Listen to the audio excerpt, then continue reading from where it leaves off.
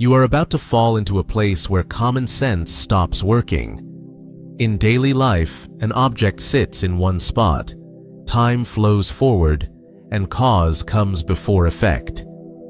In the world of quantum physics, none of that is guaranteed.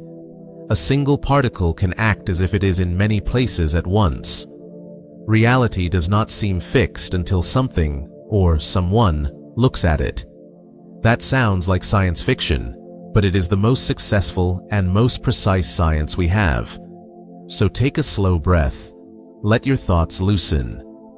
We are going to step past comfort and walk into the deep, quiet, beautiful part of the universe that does not care if we understand it.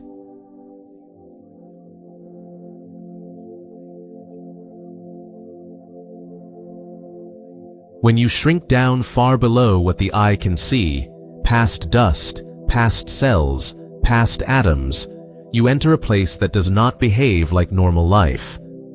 Here we are talking about electrons, photons, and even smaller pieces.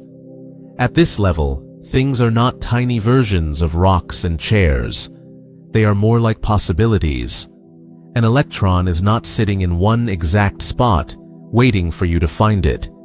It is spread out, like a soft fog of maybes. The best we can do is describe chances. We can say, it is likely here, it might be there, it could be moving this fast. In our everyday world, that sounds wrong. In the quantum world, that is the rule. This is why quantum physics feels like a betrayal of common sense. In normal life, you can point to a cup on a table. You know where it is. You know it is not also across the room. You know it is not quietly phasing through the wall. In the quantum world, that kind of certainty breaks. A particle does not commit to one story. Until you measure it, it behaves as if many stories are true at the same time. The word for this is superposition. Superposition means that a particle is allowed to be in several possible states at once, and nature does not force it to choose. Picture a door in your house. In normal logic, the door is either open or closed. There is no in between. Now imagine a quantum door. Before you look at it, that door is open and closed at the same time. It is not that it is half open. It is fully open in one version of reality and fully closed in another, and both versions are active. Only when you reach for the handle and check do you force it to become one thing. That moment of checking is called measurement, and measurement matters more than it should. The act of looking does not just tell you what is real. It seems to take something fluid and freeze it. This is not poetry. It is not just a metaphor to sound deep. We build technology on this behavior. Superposition is the reason quantum computers are possible. A normal computer uses bits that are either 0 or 1. A quantum computer uses quantum bits that can be 0 and 1 at the same time. That sounds impossible, but we can test it, we can exploit it, and companies and labs are racing to scale it. The strange rules of the quantum world are not just late-night thought experiments. They are engineering. There is an experiment so simple it feels like a magic trick.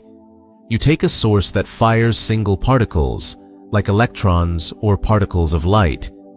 You let them pass through a barrier with two thin slits, and you let them hit a screen behind it.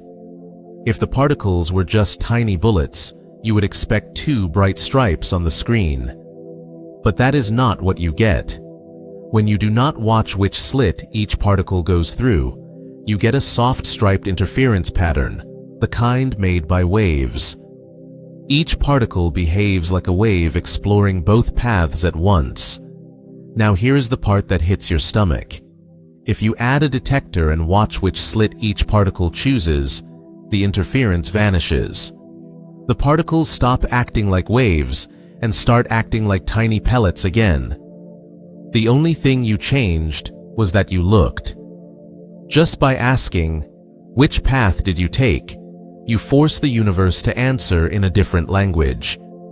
It is as if reality does not want to commit to being one clear thing until you demand clarity.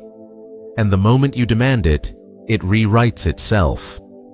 This connects to something called the Heisenberg uncertainty principle. In normal life, you think you can know where something is and how fast it is moving. In the quantum world, nature refuses to let you lock down both perfectly at the same time. This is not because your tools are clumsy. It is built into reality. The sharper you pin down a particle's position, the more its motion becomes blurry. The more precisely you know its motion, the more its location dissolves into a cloud of probability. There is no way around it. That sounds small, but it is not small. It means the universe is not a perfect clock that can be predicted with total confidence far into the future. It means there is a limit to how much certainty is even allowed. The future is not fully written in stone. At the smallest scales, reality keeps a little wildness for itself. Quantum entanglement is where the universe stops pretending to be normal.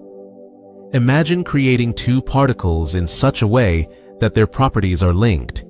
You separate them. You move one to the other side of the room, or the other side of the planet, or in theory, much farther. Then you measure one of them. Instantly, the other one behaves as if it knew what you just did. It is as if the two particles are not two separate things, but one shared state stretched across space. Albert Einstein hated this. He called it spooky action at a distance because it seems to ignore the speed limit of light and common sense. Why does this matter? Because it means reality may not be local in the way we assume. We like to believe that here is here and there is there, and nothing can link them faster than light. Entanglement whispers that space is not a perfect barrier. Two objects can be separated by distance and still act like one system. This is not just philosophy. It has been tested again and again. Entire fields of research are trying to use this effect for quantum communication and quantum encryption, which could allow information to be shared with a level of security that classical systems cannot touch. The strange behavior is real enough that engineers are betting the future on it. Now, we reach the uncomfortable part. Why does measuring something change it? In quantum physics, when you make a measurement, you are not just reading a label. You are forcing the system to choose one concrete outcome. Before you look, an electron might hold many possible states at once. After you look, it is locked into one. That sounds almost mystical, so physicists argue about how to interpret it.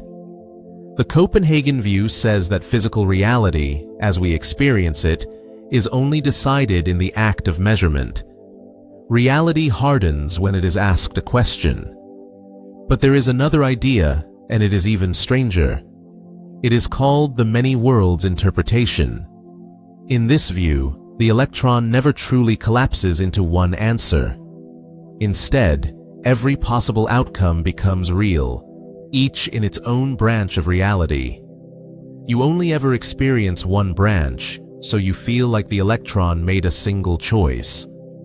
Under many worlds, there could be countless versions of you, all equally real, all watching different results.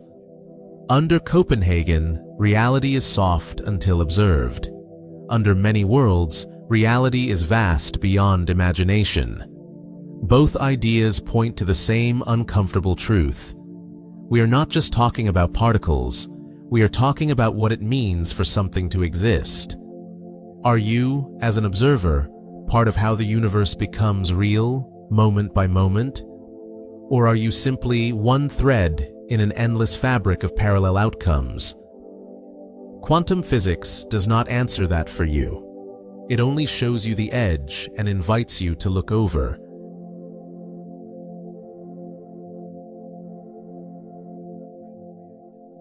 Quantum physics is not just late-night philosophy. It runs your world. The light in a laser scanner at a grocery store is a direct product of quantum rules about how atoms release energy. The phone or computer you are using depends on tiny switches called transistors, and those transistors work because electrons sometimes behave like waves that can tunnel through barriers they are not supposed to cross. Even medical imaging, like magnetic resonance scanners, relies on the quantum behavior of atomic nuclei when they sit inside a strong magnetic field. This is not rumor. This is the backbone of modern technology. We are also trying to push quantum effects into something new and almost frightening. A normal computer speaks in simple bits. It can say 0 or 1, on or off. A quantum computer speaks in quantum states that can hold many possibilities at once. That means, for certain types of problems, it could test paths that would take an ordinary supercomputer millions of years. It could break codes that keep banks and governments safe. It could also help design new materials or medicines. In other words, the strange rules of the quantum world are no longer just lab curiosities. People are building machines around them. Here is the twist. Quantum physics is the most accurate theory in science. We can predict the behavior of certain particles to absurd precision. Experiments match the math again and again. And yet, we still do not really know what it means. We do not know why observation changes outcomes. We do not know how to stitch this tiny, jittering world together with the smooth, curved universe of gravity and space-time that Einstein described. Those two pictures are both successful, and they do not fully agree with each other. This is one of the great open quests in physics. Can we find a deeper layer, a theory of everything, that explains both gravity and quantum behavior in one single language? And if we do, what will it say about reality itself? Is the universe made of fields, of information, of geometry, of something we do not even have words for yet? Are space and time fundamental, or are they just something that emerges from something more basic?